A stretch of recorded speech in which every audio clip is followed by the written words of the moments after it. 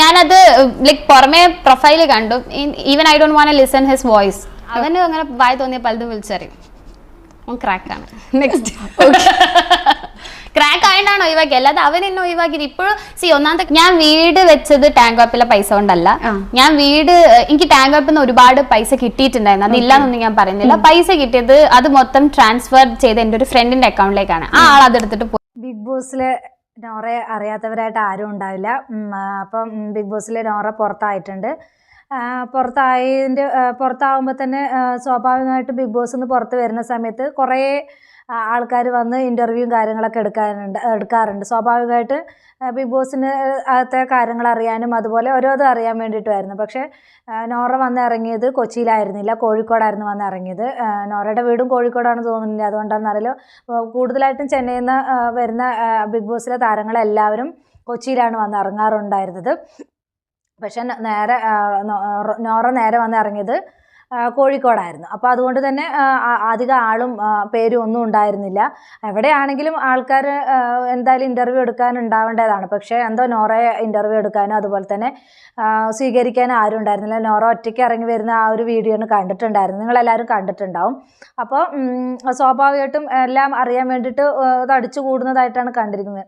ആരിറങ്ങുമ്പോഴും ഏത് big boss താരം ഇറങ്ങുമ്പോഴും അങ്ങനെ ഒരു സീനാണ് കണ്ടിരിക്കുന്നത്. പക്ഷെ നോറ ഇറങ്ങുമ്പോൾ മാത്രം ആരും ഇറങ്ങുന്നത് കണ്ടില്ല. അപ്പോൾ നോറ ഇറങ്ങി ഒരു വീഡിയോയ്ക്ക് ഒരു ചാനലിന് ഇൻ്റർവ്യൂ കൊടുക്കുന്നതിനിടെയാണ് ചില കാര്യങ്ങൾ ചോദിക്കുന്നുണ്ട് അവർ. അപ്പം നോറ കാശുണ്ടാക്കിയത് ടാങ്ക് ആപ്പിലൂടെയാണ് കാശ് ഉണ്ടാക്കിയെന്ന് പറയുന്നുണ്ട്.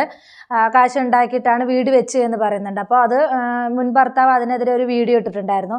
അപ്പോൾ ബിഗ് ബോസിലാണെങ്കിലും നോറ പറയുന്നുണ്ട് മുൻ ഭർത്താവിൽ നിന്നും ഡിവോഴ്സ് കിട്ടാൻ വേണ്ടിയിട്ട് ഒരുപാട് സ്ട്രഗിൾ ചെയ്തിട്ടാണ് ഡിവോഴ്സ് കിട്ടിയത്, അയാൾ ഡിവോഴ്സ് തരുന്നുണ്ടായിരുന്നില്ല എന്നൊക്കെ പറഞ്ഞിട്ടുണ്ടായിരുന്നു.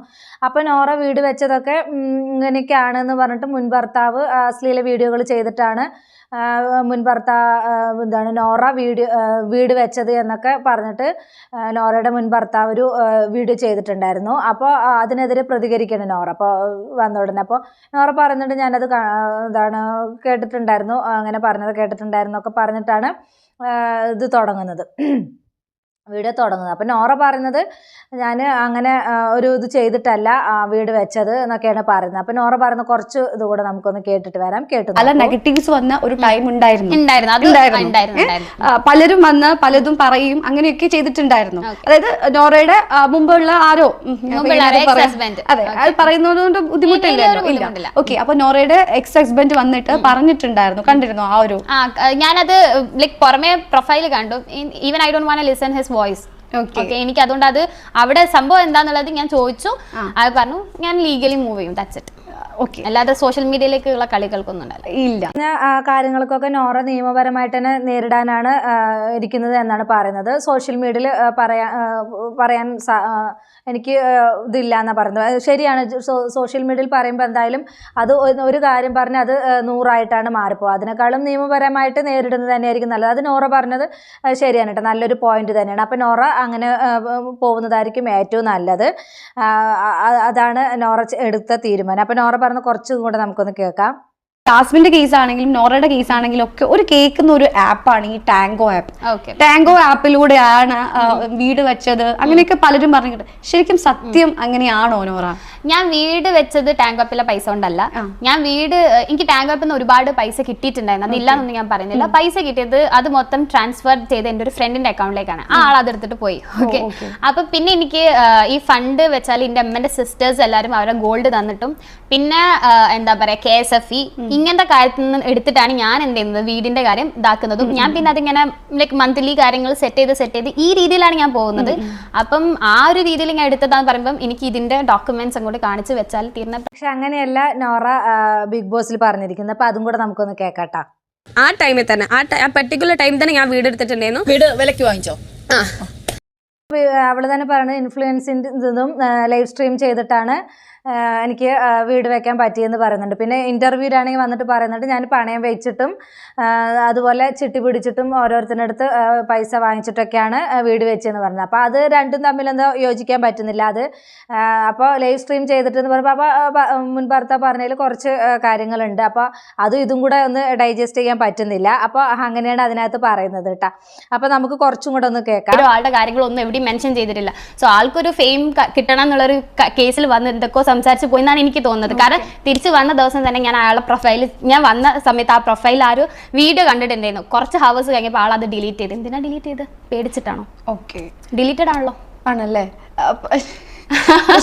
ഇത് ഞാൻ അവിടെ ഉള്ള സമയത്ത് ചിലപ്പോൾ എന്നെ ഡിഫെയിം ചെയ്ത് ചിലപ്പോൾ എനിക്ക് കുറെ ഫാമിലിയിൽ കുറെ പ്രശ്നങ്ങൾ ഉണ്ടാവും, അങ്ങനെ ഉണ്ടാവും എന്നൊക്കെ വിചാരിച്ചിട്ടാണ് ഇത് ചെയ്തത്.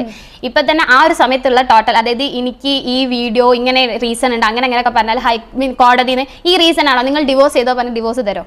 പ്രോപ്പർ റീസൺ ഉണ്ടെങ്കിൽ ഡിവോഴ്സ് തരുള്ളൂ. പുള്ളി പറഞ്ഞെന്താ വെച്ചാൽ ഒരു 3 monthsനുള്ളിൽ തന്നെ നിങ്ങൾ അതായത് ഡിവോഴ്സ് ചെയ്യണമെന്ന് നിങ്ങൾ രണ്ടുപേരും മ്യൂച്വലി എടുത്തൊരു തീരുമാനം തന്നെയായിരുന്നു. അതെന്ന് വെച്ചാൽ ഇങ്ങനെ ഒരു ആപ്പ് ഉപയോഗിക്കുന്നുണ്ടായിരുന്നു. ഇതൊന്നുമല്ല റീസൺ, അത് പേഴ്സണൽ ആണ്. അത് പേഴ്സണൽ ആയിട്ടുള്ള കാര്യം ഞാൻ ലീഗലി മൂവ് ചെയ്യുന്നത്. ഓക്കെ, പേഴ്സണൽ ആയിട്ടുള്ള പേഴ്സണൽ ഇരിക്കട്ടെ. ഇതായിരുന്നു പുള്ളി പറഞ്ഞ റീസൺ ആയിട്ടുള്ളത്. അവന് അങ്ങനെ വായി തോന്നിയ പലതും വിളിച്ചറിയും. ക്രാക്കാണ്. നെക്സ്റ്റ് ക്രാക്ക് ആയിട്ടാണ് ഒഴിവാക്കി, അല്ലാതെ അവൻ എന്നെ ഒഴിവാക്കിയിട്ട് ഇപ്പോഴും ഒന്നാമത്തെ കാര്യം എക്സ് ഹസ്ബൻഡിന്റെ ടോട്ടൽ ചാറ്റ്സിന്റെ കയ്യിൽ ഇപ്പോഴും ഉണ്ട്. അവന് ലൈക്ക് വേറൊരു കല്യാണം കഴിഞ്ഞ ആ ടൈം വരെ എനിക്ക് അയച്ച ടെക്സ്റ്റുകളും എൻ്റെ കയ്യിലുണ്ട്. എനിക്കിത് എങ്ങനെ പോകാൻ പറ്റുന്നുള്ള കാര്യത്തിനെ പറ്റി എനിക്ക് കറക്റ്റ് ഐഡിയ. പിന്നെ എനിക്കിത് സോഷ്യൽ മീഡിയയിൽ ഒരു ഡിസ്കഷനിലേക്ക് പോകാൻ താല്പര്യമില്ല. ആ ചോദ്യത്തിന് ഒരു മറുപടി ഞാൻ പറഞ്ഞല്ലോ, അത് ഓക്കെ ഫൈൻ.